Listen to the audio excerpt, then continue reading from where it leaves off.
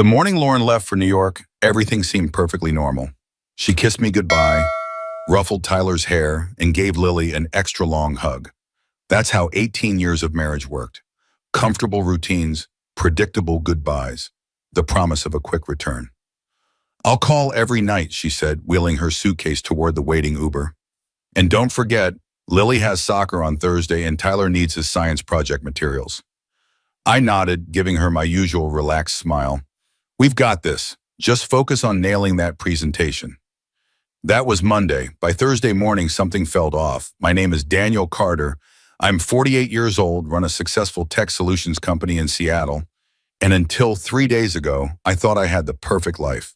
Beautiful home overlooking Lake Washington. 2 amazing kids. A wife whose career in corporate consulting had taken off in recent years, even if it meant more business trips. "Dad, Mom didn't call last night," Lily mentioned at breakfast, her cereal spoon hovering halfway to her mouth. At 10 years old, she noticed everything. "She texted," I said, sliding my phone across the table to show her. "Said her meetings ran super late and she didn't want to wake you up." Tyler, 15 and already developing that teenage detachment, barely looked up from his phone. "She's probably just busy. These New York trips always stress her out." He was right. Lauren had been making quarterly trips to their East Coast office for the past year, always returning exhausted but satisfied. This particular trip was for an important client presentation, something she'd been preparing for weeks. I poured myself another coffee and checked my messages again. Lauren's text had been shorter than usual. Brief good mornings, no details about her day, no funny stories about her co-workers or complaints about the hotel.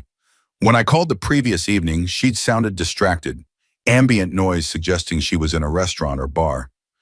"Just grabbing a quick dinner with the team," she'd explained.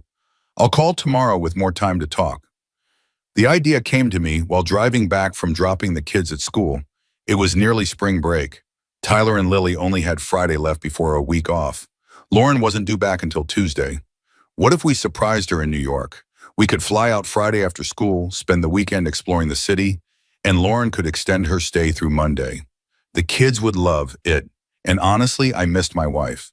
When I pitched the idea to the kids that afternoon, their reactions were exactly what I'd hoped for. "Yes!" Lily bounced on the couch. "Can we see the Statue of Liberty? And Central Park? And Broadway?" Tyler tried to play it cool, but I caught the excitement in his eyes. "That's actually pretty awesome, Dad. Mom's going to freak." "In a good way," I assured him, already booking our flights on my laptop. "We'll stay at her hotel. I'll arrange everything."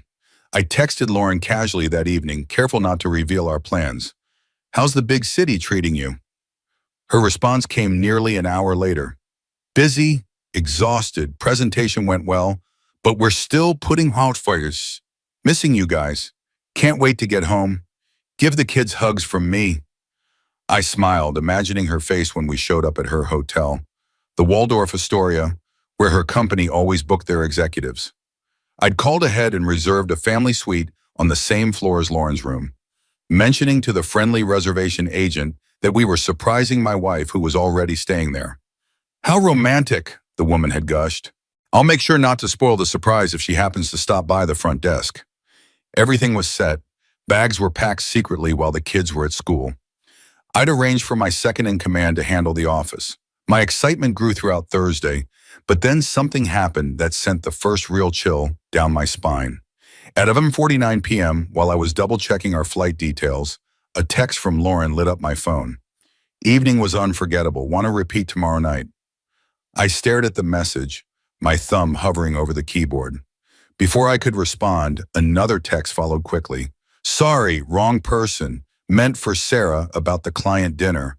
So tired I can barely type." I set the phone down slowly. Lauren didn't work with anyone named Sarah. At least, not that she'd ever mentioned. For a moment, I considered canceling our surprise. Maybe this wasn't the best time to show up unannounced, but I dismissed the thought as quickly as it came. Lauren was obviously exhausted and made a simple mistake. Besides, the kids were already packed and excited. And maybe, though I didn't fully acknowledge this to myself, I needed to see my wife's face when she wasn't expecting me. That night, sleep eluded me. I lay awake replaying Lauren's message in my mind. We'd been married for 18 years. I knew her colleagues, her friends. There was no Sarah. Maybe she'd misspoken, meant to reference someone else. But why the secrecy? Why not just say which colleagues she'd been having dinner with? By morning, I'd convinced myself I was overreacting. Lauren had always been faithful. We had a solid marriage built on trust and mutual respect. One strange text message wasn't enough to throw that all away. I made breakfast for the kids as usual, pancakes with blueberries for Lily, eggs and toast for Tyler. When they left for school, I called my office to finalize arrangements for my absence. "Everything all right, Daniel?" asked Jim, my operations manager. "It's not like you to take off on such short notice." "Just a family thing," I explained. "Surprising Lauren in New York. The kids are excited." "Sounds great," Jim said, though I caught a note of hesitation in his voice. "Actually, now that you mention it, I saw Lauren last week at Morrison's downtown. She was having lunch." Morrison's was an upscale restaurant near Lauren's office. Nothing unusual about her eating there. "And?" "She was with some guy. Looked pretty intense. I waved, but she didn't see me."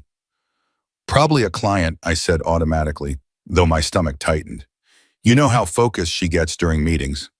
"Sure," Jim agreed quickly. "That must be it. Anyway, don't worry about anything here. We've got it covered." After hanging up, I sat at the kitchen table, Jim's casual observation joining the uneasy feeling that had been building since Lauren's text. "Don't jump to conclusions," I told myself. "This is your wife of 18 years, the mother of your children." Friday moved in a blur. Last day of school before break, last-minute packing, the rush to the airport. The kids' excitement mounted with each step of our journey, and I channeled my energy into keeping them entertained during the flight, pushing away the nagging doubt that had settled in my stomach. Our flight was delayed for 2 hours due to bad weather on the East Coast. Lily grew restless, wandering the terminal despite my attempts to keep her entertained with games on my tablet.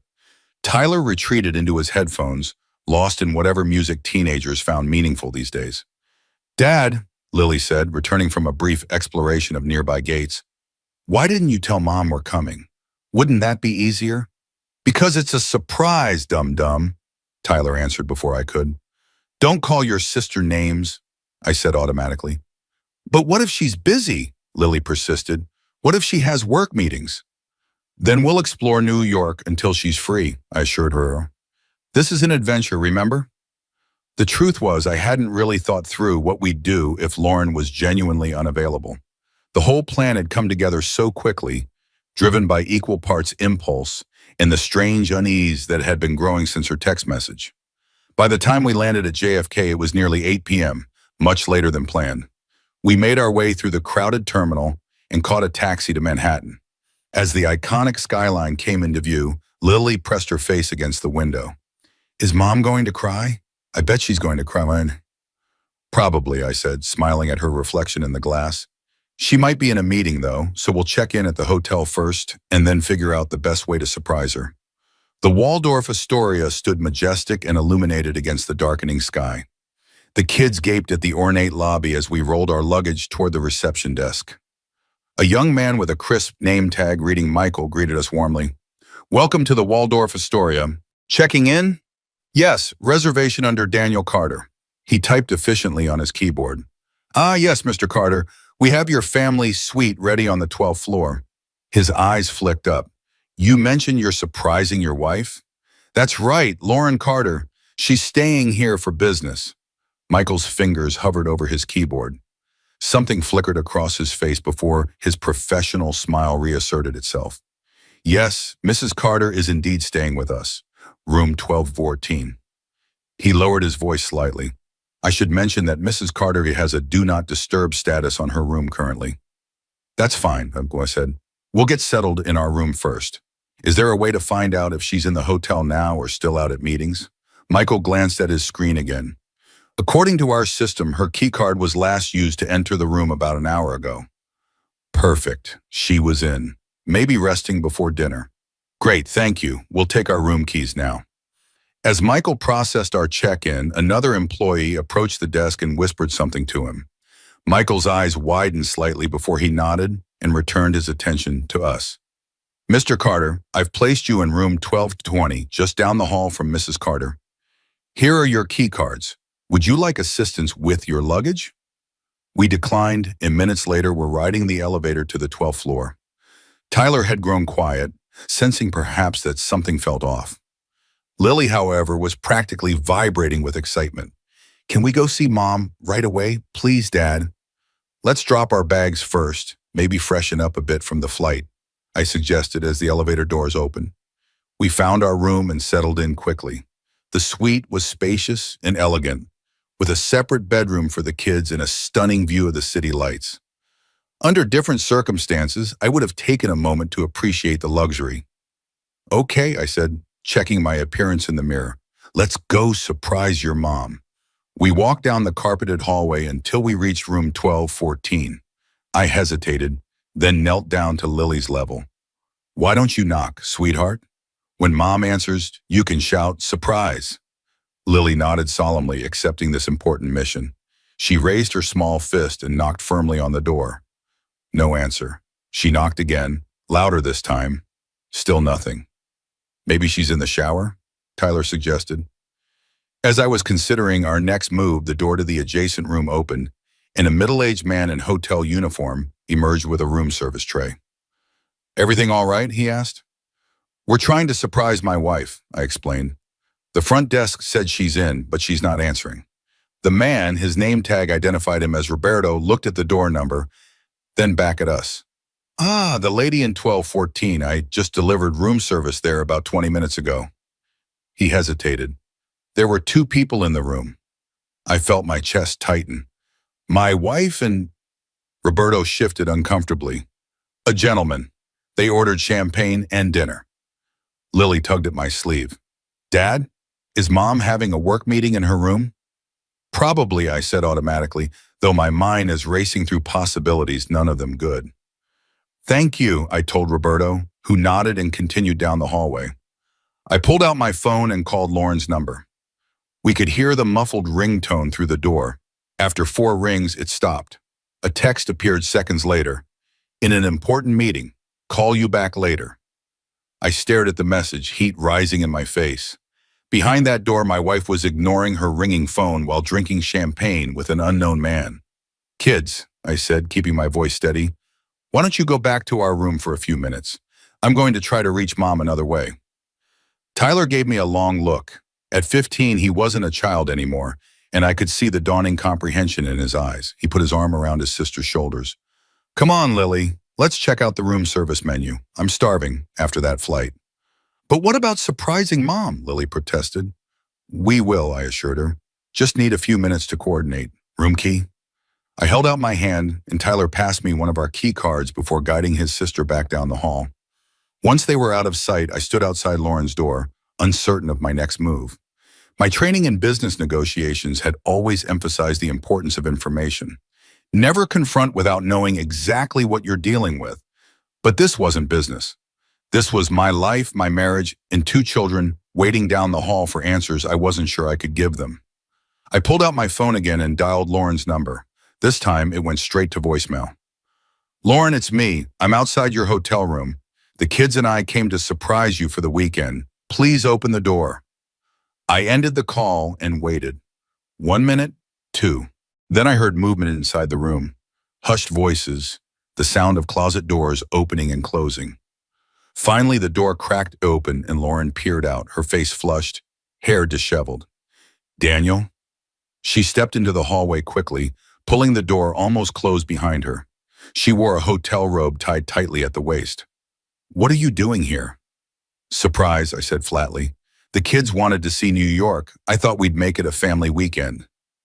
Her eyes darted back toward the room. That's wonderful, but you should have called. I'm in the middle of a very important meeting," I finished for her, "with champagne and dinner at 9 p.m. Lauren's expression shifted from surprise to defensiveness. "Yes, actually, Maxwell Grayson is here from the New York office. We're finalizing the Davidson proposal." I studied my wife's face. 18 years of marriage had taught me her tells, the slight crinkle beside her left eye when she wasn't being entirely truthful, the way she touched her collarbone when nervous. "Is that right?" I stepped toward the door. "Then you won't mind if I say hello." "Daniel, please, this isn't a good time. I'm not dressed for company, and we're deep in these projections." She placed a hand against my chest, stopping my advance. Why don't you take the kids for a late dinner, and I'll meet you in the lobby in an hour? Who's Sarah? The question caught her off guard. What? Your text last night about the unforgettable evening. You said it was meant for Sarah. Lauren blinked rapidly. Yes, Sarah Peterson, new hire in marketing. We had dinner with the client yesterday. Funny, I don't remember you ever mentioning a Sarah before. There are 4,000 employees in the company, Daniel. I don't tell you about every single one. Her tone hardened. What is this? An interrogation? I'm trying to work. From inside the room came the unmistakable sound of a glass being set down on a hard surface. Lauren flinched. I think, I said slowly, that Maxwell Grayson can wait a few minutes while you greet your children. They're in room 1220. They've been traveling all day to see you. Lauren hesitated, clearly torn between whatever was happening in that room and the knowledge that her children were just down the hall. Give me 10 minutes, she said finally. I need to change and wrap things up here. 5, I countered. The kids are tired and hungry. She nodded reluctantly and slipped back into the room, closing the door firmly behind her. I stood in the hallway, a storm of emotions brewing inside me. Anger, certainly. Suspicion, but also a strange, detached clarity. I'd come to New York seeking answers, and though I hadn't said it aloud, I was beginning to find them. I returned to our suite where Lily had fallen asleep on one of the beds, the excitement of the day finally catching up with her. Tyler sat on the edge of the other bed, scrolling through his phone with forced casualness. Mom coming? He asked without looking up. She'll be here in a few minutes. She was in a meeting. Tyler nodded, still not meeting my eyes. Was it just a meeting, Dad? The directness of his question caught me off guard. Why would you ask that? He shrugged, but his expression was tense. She's been different lately, always on her phone, laughing at messages she won't show us.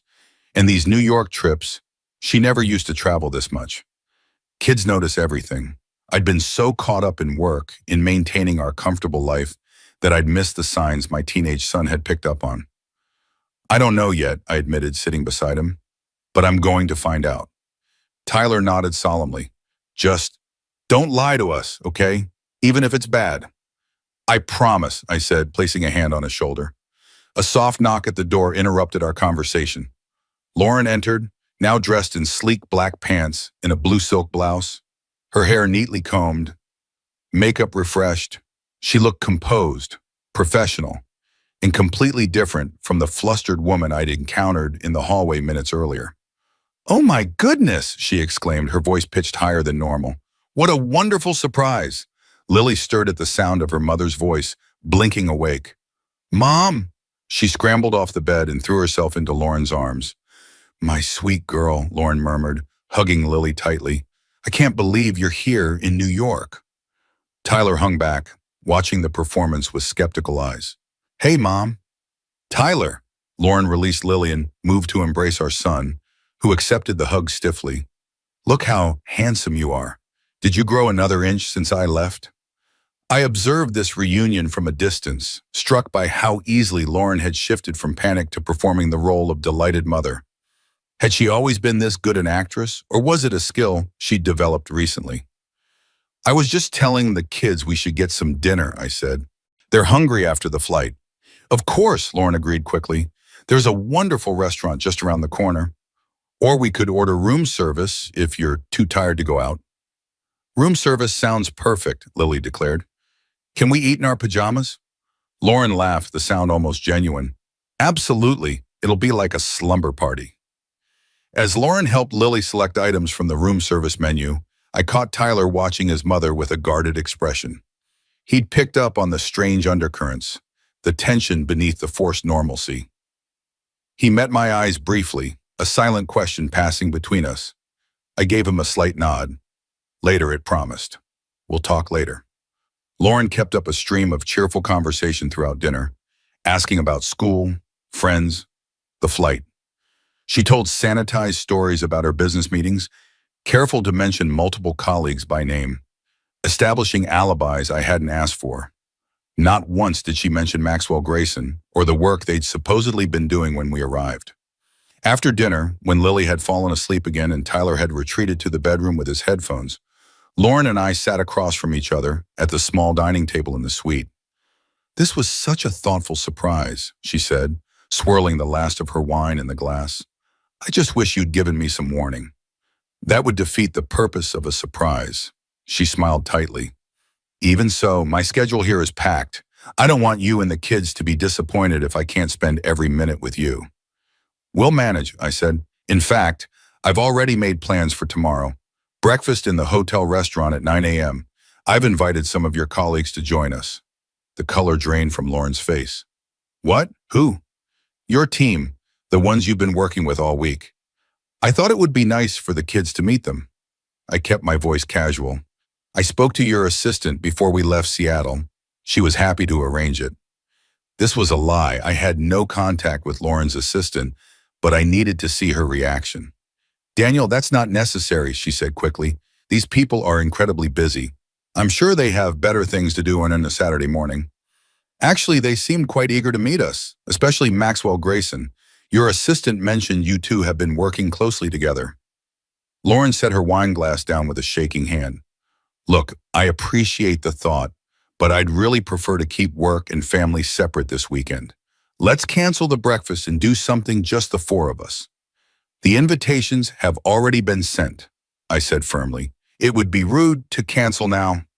She stared at me, a flicker of panic in her eyes. "Why are you doing this?" "Doing what? Arranging a friendly breakfast with my wife's colleagues? I thought you'd be pleased." "You know what I mean," she hissed, leaning forward. "These passive-aggressive games, the surprise visit, the sudden interest in my coworkers. What exactly are you trying to prove?" I met her gaze steadily.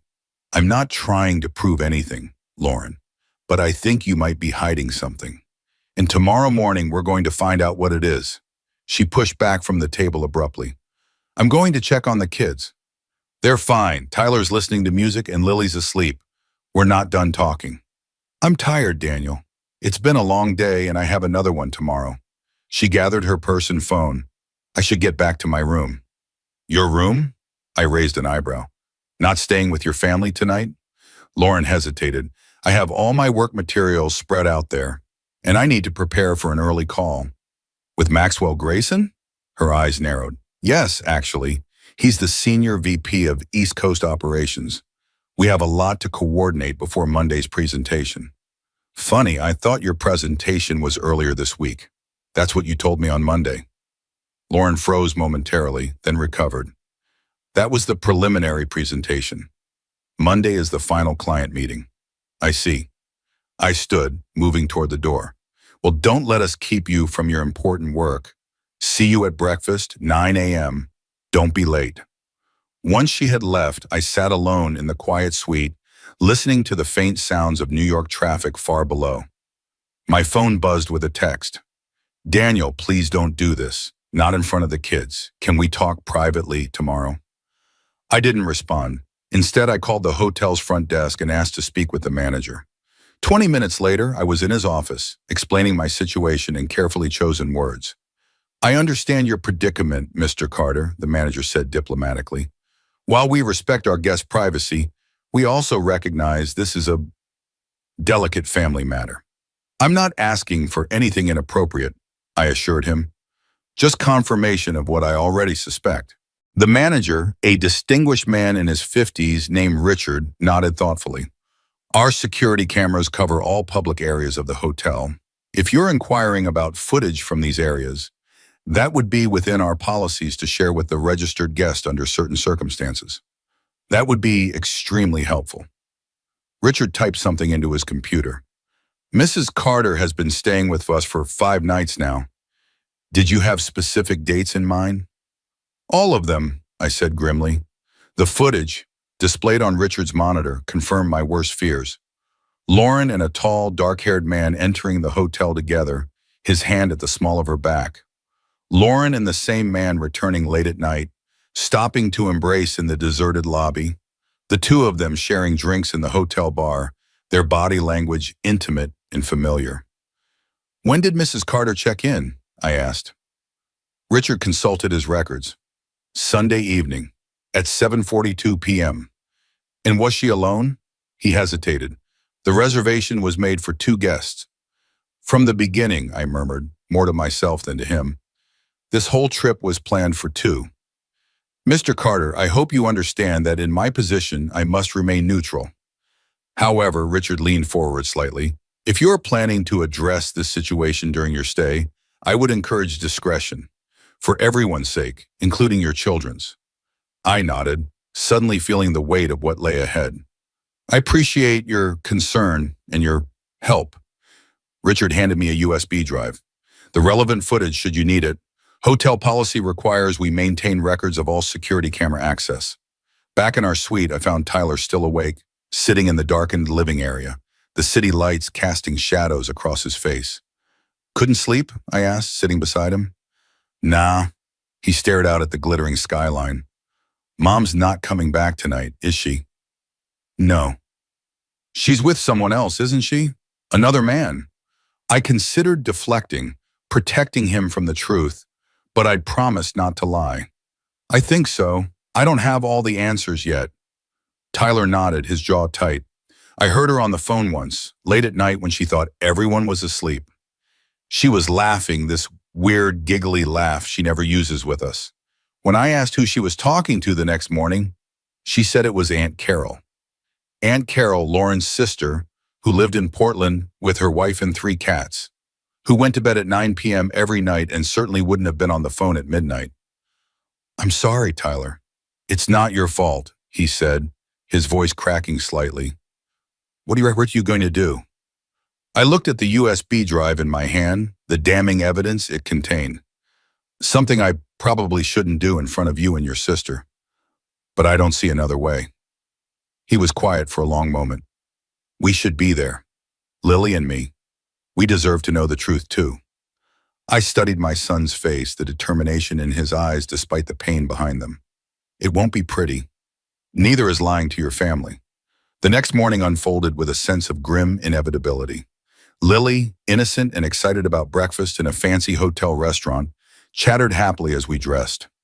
Tyler remained solemn, helping his sister with their shoes, checking that I had everything I needed. I'd arranged with the restaurant manager to have a small projector set up at our table, connected to a laptop. For a business presentation, I'd explained. He hadn't questioned it. Lauren was already waiting when we arrived, seated at a large round table with 4 other people, 3 women and Maxwell Grayson, who matched exactly the man I'd seen in the security footage. Tall, polished, expensively dressed. The kind of man who looked like he belonged in luxury hotel rooms with other men's wives. There's Mom, Lily waved enthusiastically, rushing over to hug Lauren. I followed more slowly, Tyler at my side. Lauren made nervous introductions. Everyone, this is my husband, Daniel, and our children, Tyler and Lily. Daniel, these are my colleagues, Patricia, Samantha, Rebecca, and Max, whom I mentioned last night. Max couldn't meet my eyes. The women smiled politely, clearly unaware of the situation. It's so lovely to finally meet Lauren's family, one of them, Samantha, I thought, said warmly. She talks about you all the time. Does she? I asked mildly, taking my seat. How interesting. Lauren shot me a pleading look across the table. I ignored it, turning instead to Max. So, Max, how long have you been working with my wife? He cleared his throat. About a year and a half. And in that time, you've gotten to know her quite well, I imagine. The table fell silent. Even Lily seemed to sense the tension, pressing closer to Lauren's side. Daniel, Lauren warned quietly. I smiled coldly and signaled to a waiter, who approached quickly with the laptop. Before we order, I have something everyone needs to see, I said. My voice steady despite the rage building inside me. The hotel security team was very helpful in providing this footage. Lauren half rose from her seat. Daniel, please don't. The waiter had already connected the laptop to a small projector. The images flashed onto the wall beside our table, impossible to ignore. The footage was damning. Lauren and Max entering the hotel, his arm possessively around her waist. Another clip showed them returning late at night, stopping in the deserted lobby where he pushed her against a column. Their kiss passionate and lingering. The final clip, from just 2 days ago, showed them at the hotel bar. Lauren laughing as Max whispered in her ear, her hand sliding up his thigh. his fingers intertwined with hers. The table was deadly silent. Lily looked confused. Tyler had gone pale. The three female colleagues stared open-mouthed at the footage, then at Lauren, whose face had crumpled in shame. "Dad?" Tyler's voice broke the silence. "What is this?" I turned off the projector. "This is the truth, son. Your mother has been having an affair with Mr. Grayson here for the past 8 months. "Daniel," Lauren gasped, "not like this." "When would be a good time, Lauren? After another year of lies? When the kids are in college? Or were you planning to leave us all together once you'd grown tired of your double life?" One of the women, Patricia, stood abruptly. "I think we should go." "No, please stay," I said. "Finish your breakfast. I'm the one who's leaving. I've seen enough. Kids?" Tyler stood immediately.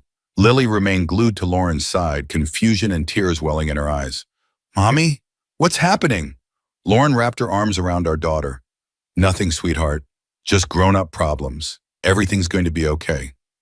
"Lily," I said gently, "we need to go pack our things. We're going home today." "But we just got here," she protested. "We're supposed to see New York." "Another time," I promised. "Tyler, take your sister upstairs, please." My son nodded grimly, prying his reluctant sister away from Lauren. As they left, I turned back to the table. Max and the three women sat in uncomfortable silence, while Lauren had buried her face in her hands. "I apologize for disrupting your breakfast," I told them, "but I thought you should know who you're working with. Both of them." With that, I walked away, leaving Lauren to deal with the wreckage of her professional reputation. It was petty, perhaps even cruel, but in that moment I couldn't bring myself to care. As I crossed the restaurant, a hand grabbed my arm. Max Grayson, his face flushed with anger or embarrassment. I couldn't tell which. "You had no right to do that," he hissed, "to humiliate her in front of her colleagues, her children." I stared at him, this stranger who had inserted himself into my marriage, my life. "And you had no right to sleep with my wife. Yet here we are." "It wasn't like that. Lauren and I don't care what you and Lauren are," I cut him off. "I don't care what justifications you've created to make yourselves feel better about betraying my family. All I care about is getting my children home safely and figuring out what's left of my marriage." "She was unhappy," Max said, his voice lower now. "She felt trapped, invisible." "When was the last time you actually saw her, Daniel? Really saw her?" The question hit harder than I expected. When had I last truly focused on Lauren, not as the mother of my children or my partner in managing our household, but as the woman I'd fallen in love with? I pushed the thought aside. This wasn't the time for self-recrimination. "That's between me and my wife," I said firmly. "Stay away from my family, Mr. Grayson. I won't tell you twice." I pulled free of his grip and continued toward the elevator, my mind already on the difficult conversations ahead with my children. Back in our suite, I found Tyler helping Lily pack her suitcase, his own already neatly organized by the door. My son had stepped up, shielding his sister as best he could from the emotional storm breaking over our family. "All set?" I asked, trying to sound normal for Lily's sake. "Almost," Tyler answered. "Just need to gather the bathroom stuff." Lily sat on the edge of the bed, her small face troubled. "Daddy, why is everyone mad at Mommy? What did she do wrong?" I sat beside her, searching for words a 10-year-old could understand. Sometimes grown-ups make mistakes that hurt other people's feelings, big mistakes that change relationships. Did Mom make a mistake? Yes, sweetheart, she did. I smoothed her hair gently, and right now I'm feeling very hurt and angry about it. Is it because she was hugging that man in the video? Mom hugs lots of people. It's more complicated than that, I said carefully. But yes, your mom and that man have a relationship that shouldn't exist. Not while she's married to me. Lily considered this.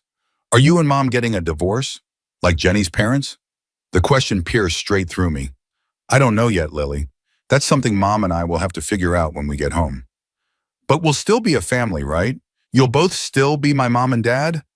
I pulled her into a tight hug. Always. No matter what happens between me and your mom, we will always, always be your parents. And we will always love you and Tyler more than anything in the world. A soft knock interrupted us. Tyler opened the door, revealing Lauren, her eyes red and swollen. May I come in? She asked quietly. Tyler shrugged and returned to his packing. I nodded once and she entered, closing the door behind her. I've booked you on the noon flight, she said, in first class. The car will be here in an hour. Thank you, I said stiffly. Lauren looked around the room at our half-packed bags, at Tyler's rigid back, at Lily's tear-stained face. I'm sorry, she said, her voice breaking. I'm so sorry. Are you coming home with us, Mommy? Lily asked hopefully. Lauren knelt down to our daughter's level. Not today, sweetheart. I have to finish my work here, but I'll be home on Tuesday, just like planned. Will you still live with us? Lauren looked up at me, a question in her eyes that I wasn't prepared to answer. We'll figure everything out when I get home, she told Lily. But no matter what, I will always be your mom and I will always love you. She hugged Lily tightly, then approached Tyler, who remained with his back to her. Tyler, can I talk to you? He turned slowly. What's there to say? You cheated on Dad. You lied to all of us. The bluntness of his accusation hung in the air. Lauren nodded, accepting it. You're right, I did, and it was wrong and I will regret it for the rest of my life. Whatever, he muttered, returning to his packing. Lauren tried to touch his shoulder, but he shrugged her off. She stepped back, visibly wounded but accepting his rejection. Can I have a moment alone with your father? She asked. Tyler grabbed his backpack. Come on, Lily, let's go check out the gift shop. Once the kids had left, Lauren and I stood facing each other in the silent room. What you did downstairs was cruel, she said finally. What you've been doing for 8 months was crueler. She nodded. I deserved it, all of it, but the kids didn't. No, they didn't, I agreed. But you brought this on them, not me. I know. She sank into a chair. What happens now? I zipped my suitcase closed. Now we go home. You finish whatever you need to finish here. And when you get back to Seattle, we'll talk about separation terms. Daniel, please. I'm not interested in reconciliation, Lauren. You didn't have a one-night stand or a momentary lapse in judgment.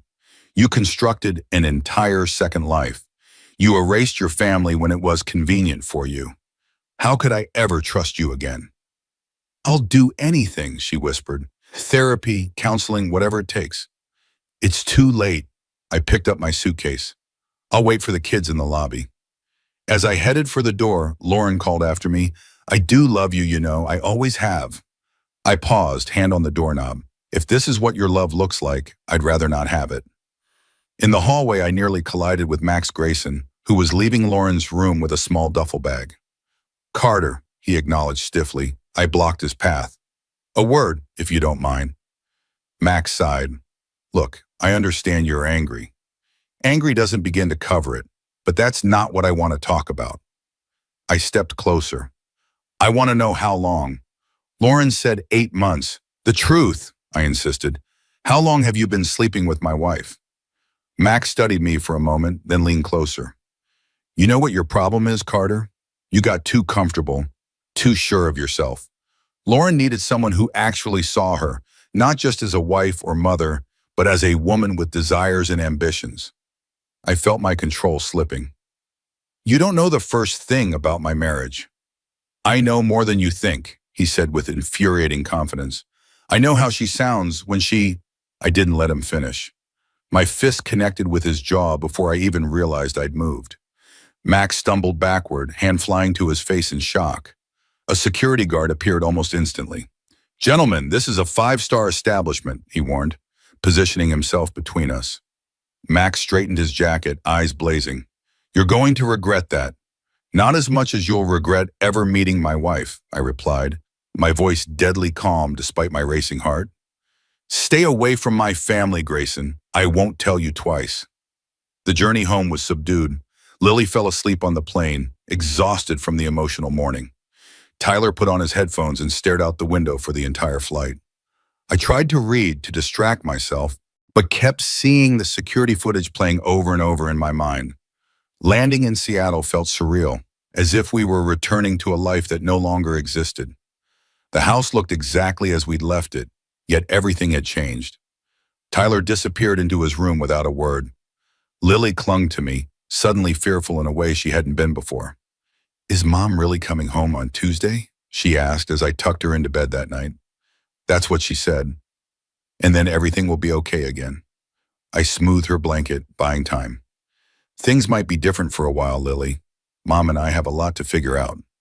But you still love her, right? Even though you're mad. Did I? I'd loved Lauren for 20 years. Been married to her for 18. Could love that deep simply vanish overnight? Or was it still there, buried beneath layers of betrayal and anger? It's complicated, I said finally, but I will always love you and Tyler. That will never, ever change. Over the next few days, I went through the motions of normalcy for the kids' sake. We ordered takeout, watched movies. I took them to the park, to the mall, anywhere to keep them occupied during their spring break. Lauren called every night to speak with them. Tyler's conversations were clipped and formal. Lily slowly stopped asking when Mom would be home. I contacted a lawyer and began the divorce proceedings. In Washington State, we'd need to wait 90 days after filing. But my attorney assured me that given the circumstances, I had a strong case for primary custody and keeping the house. Will she fight it? The lawyer asked. I don't know, I admitted, but the evidence is pretty damning.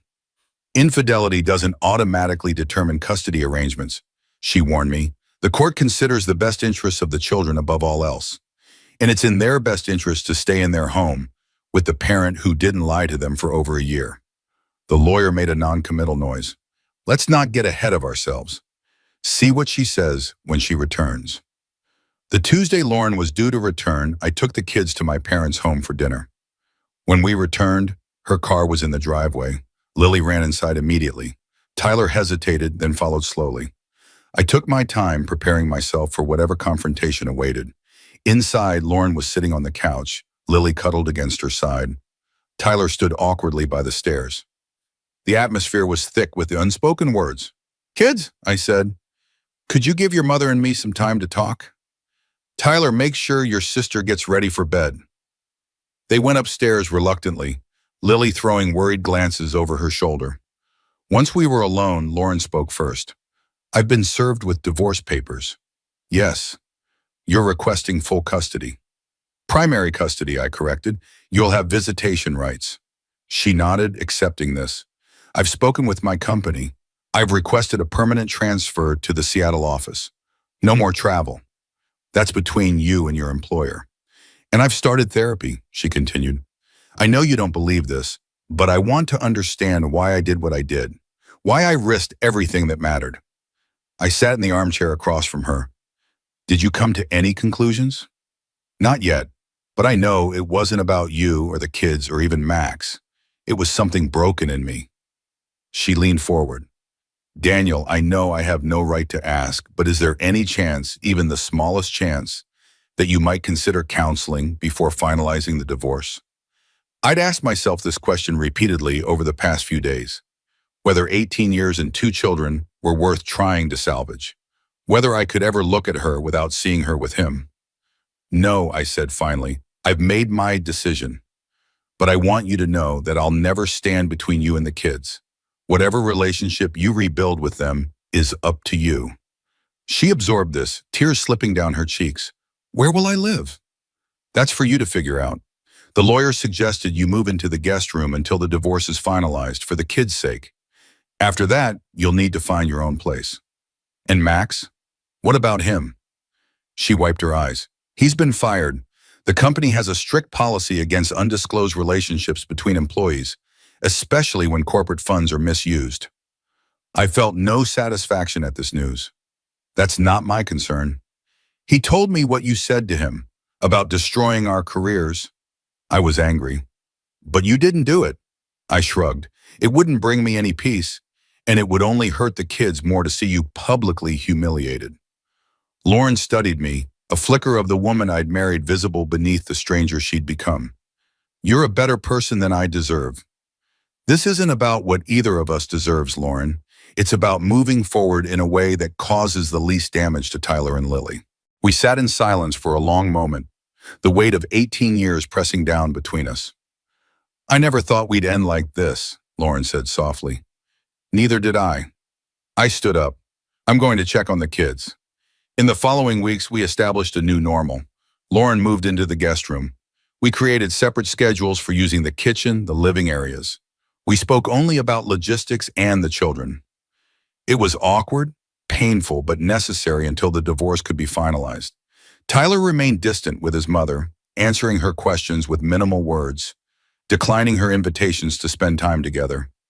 Lily, more forgiving by nature, slowly warmed back up to Lauren, though there remained a new caution in her interactions, a child's awareness that adults could disappoint you in profound ways. One evening, about 2 months after New York, I took the kids to the pier at Lake Washington. The sun was setting, casting golden light across the water. Lily skipped stones while Tyler sat with me on a bench. "Are you okay, Dad?" he asked suddenly. I looked at my son, struck by how much he'd matured in these difficult months. "I'm getting there," I said honestly. "How about you?" He shrugged. "I keep thinking about what Mom did, trying to understand it." "Some things don't have easy explanations, Tyler." Lily ran up to us, cheeks flushed with excitement. "Dad, Tyler, I got a stone to skip 5 times. Did you see?" "That's amazing, sweetheart," I said, pulling her into a hug. As I held my daughter with my son beside me and the sun setting over the water, I felt something shift inside me. Not forgiveness exactly. Not yet. But perhaps the beginning of acceptance. "Hey," I said, releasing Lily, "what do you say we start a new tradition? Every Friday, we come here to watch the sunset." "Just the 3 of us?" Lily asked. "For now," I said. "And later. Who knows? Life has a way of surprising them." Tyler caught my eye, a small smile forming. Sometimes surprises aren't so bad. I looked out across the water, watching the sun dip below the horizon. "No," I agreed. "Sometimes they're exactly what we need." We stood together as the daylight faded, ready to face whatever came next.